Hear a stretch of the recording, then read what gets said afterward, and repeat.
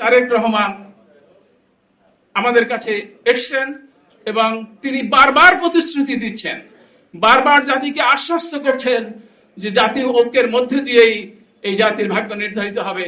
আমার অবাক লাগে যে বিরোধী দলে থাকা অবস্থায় তারেক রহমান বলেছিলেন যে জাতীয় ঐক্যের সরকার হবে।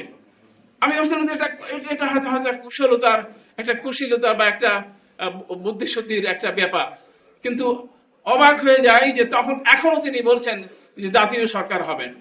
হয়তোবা আমরা দেখব যে এমনি ডাক্তার শফিকুর রহমান তাই বলেছেন যে তারাও নির্বাচন পরবর্তীকালেও সহযোগিতা অব্যাহত রাখবেন, এই দেশটা আমাদের এবং সকলের।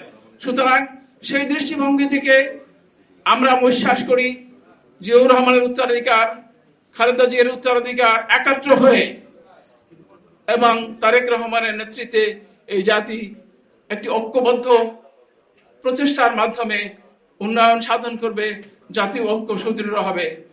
বেগম খালেদা জিয়া আমাদের সবার কাছেই মাতৃ হৃদয়,